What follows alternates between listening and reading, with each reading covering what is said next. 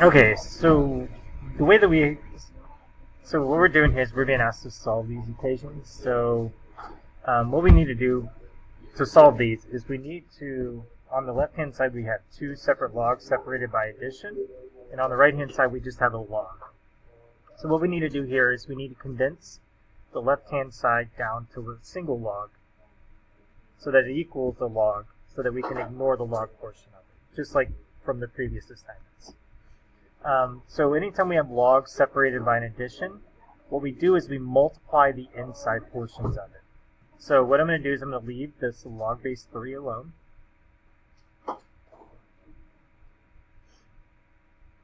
And we're not going to touch the right hand side, so I'm just going to rewrite that.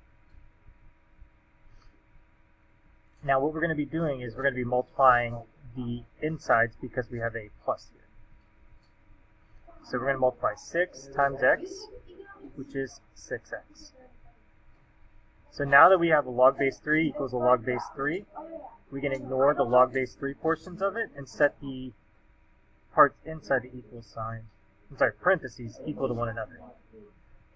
So here we divide by 6, and we get x equals 2.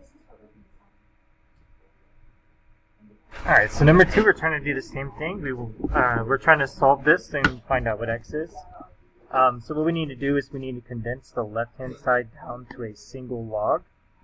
So I'm going to start out by writing it as log base 10. We'll keep that part the same.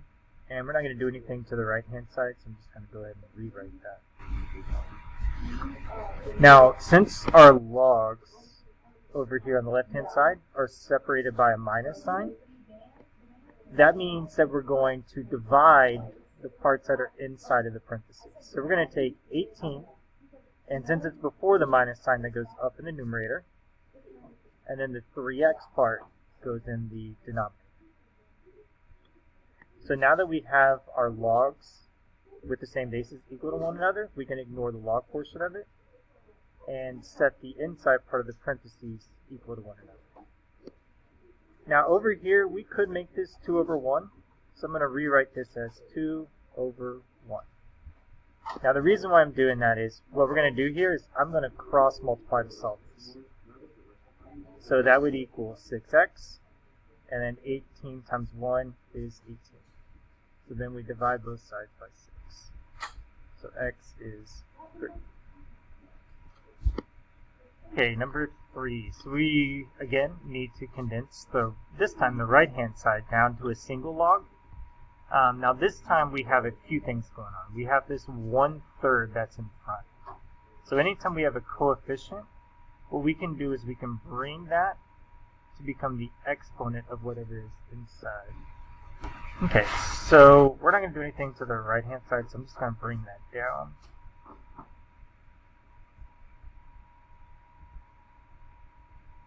Now over here we did bring this 1/3. That's going to become the exponent of the 27.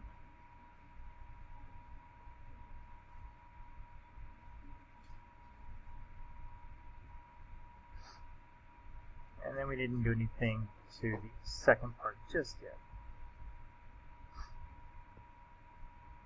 So now what we want to do is we want to condense the right hand side down to a single log still, and since we have a plus between it, that means we're going to multiply the inside.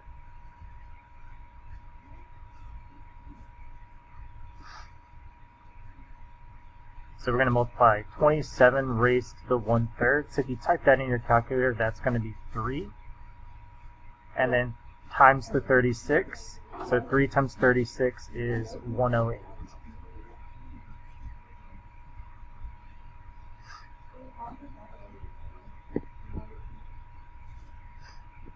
So now we have logs with the same bases equal to one another, so we can ignore the log part, and we get x equals 108.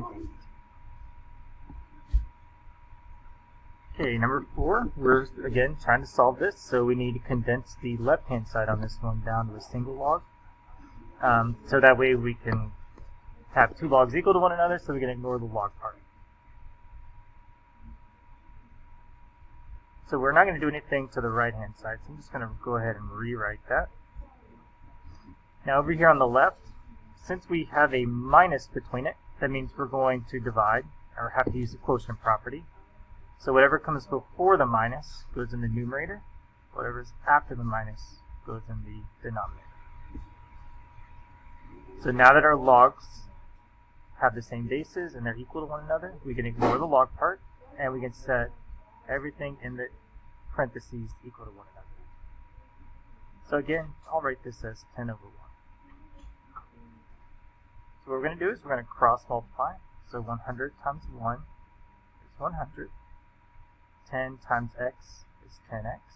And 5 times 10 is 50. So now we want to solve this equation.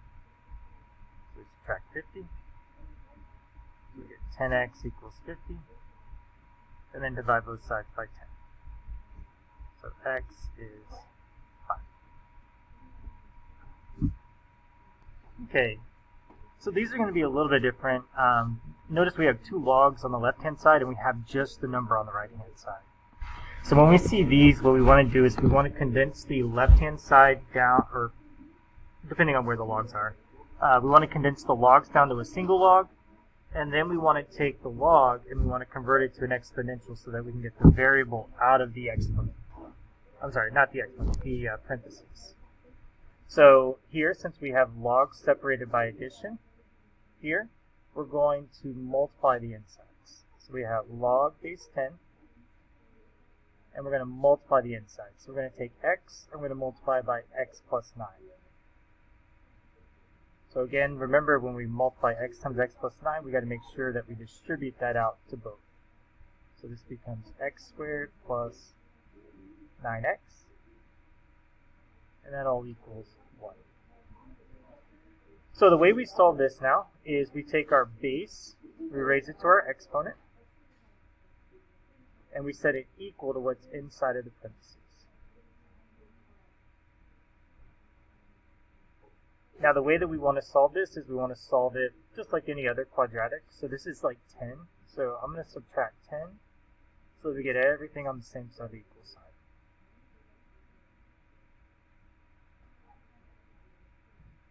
So we want to solve this by factoring. So we're looking for numbers that multiply to give us negative 10, that when we add them together, it gives us positive 9. So the only way to multiply to give us a negative is to multiply a positive times a negative. And since our signs are different, what we're really doing is we're really subtracting. So we're looking for two numbers that multiply to give us negative 10, that subtract to give us positive 9. So that would be positive 10 and negative 1. So now we're going to take each of those factors, set it equal to 0, and solve. So here we add 1. So we get x equals 1, and here we subtract 10.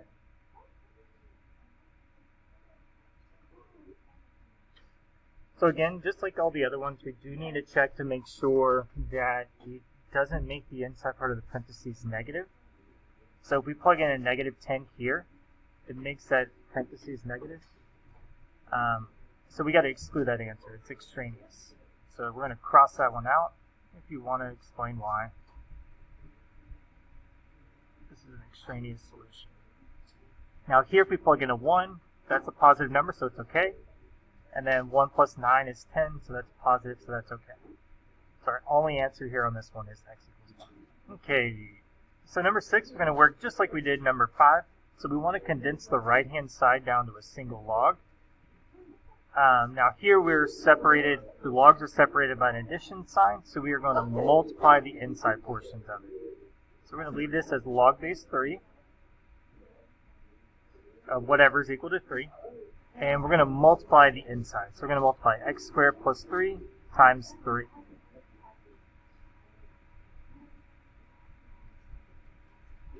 So here we need to make sure that we distribute that 3 out to both of those.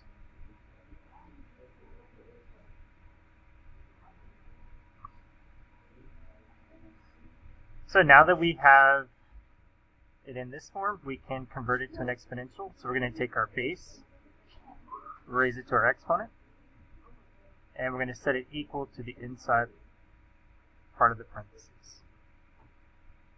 So if we evaluated that, 3 to the third is 27. And we're going to solve from here. So subtract 9. We get 18 equals 3x squared. So we want to divide by 3. And then we take the square root of both sides so that we get just x. Now when we take the square root of both sides, technically we have a plus or minus. So we end up with x equals plus or minus square roots of 6. Now we do need to go ahead and check our answers to make sure that it's okay. So if we plug in a square root of 6 here, square, that's 6. You plug in negative square root of 6 and then square that, that's also positive 6. So both of these answers are correct. Okay, so on this one, we have a minus between. So when we condense this left-hand side down to a single log, that means that we're going to have division. So the part that comes before the minus goes up in the numerator. The part that goes after the minus sign goes in the denominator. And we're going to set all that equal to 2. So now that we have that, we can convert it to an exponential from here if you really want to. There is something else we can do to simplify it. It doesn't really matter where you do it. We'll just do it on the next step. So we're going to take our base, raise it to our exponent. And we're going to set it equal to what's inside of the parentheses.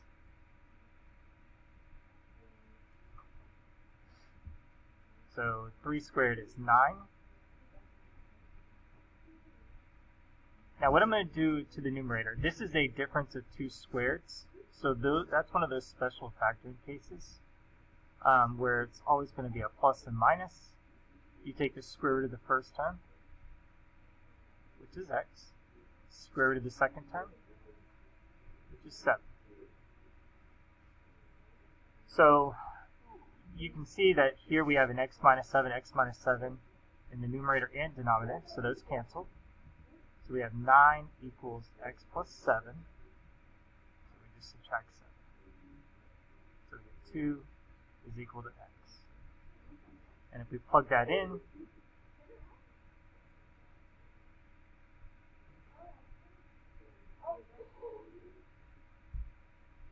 okay, number 8. So again, we want to condense this left-hand side down to a single log, and we have a plus here, so we're going to multiply the insides.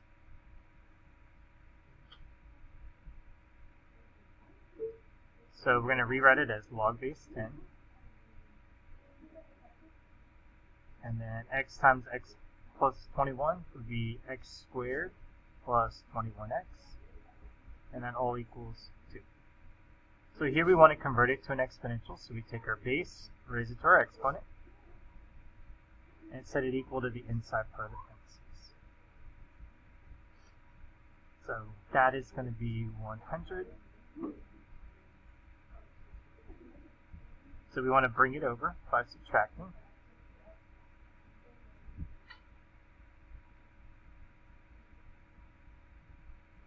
So we're looking for two numbers that multiply to give us negative 100, that when we add them together, it gives us positive 21. So the only way to multiply to give us a negative is a positive times a negative. And we're going to subtract them because the two signs are different. And the larger number is going to have the plus because it's plus 21. So the numbers that multiply to give us 100, that subtract to give us 21, would be 25 and 4. So 25 needs the plus, this needs the negative. So then we take each of those, set it equal to 0, and solve. So for this one, we add 4. And this one, we subtract 25. So then we do need to plug them in to make sure it doesn't make the inside part of the parentheses negative. If we plugged in negative 25 here, that does. So this is extraneous.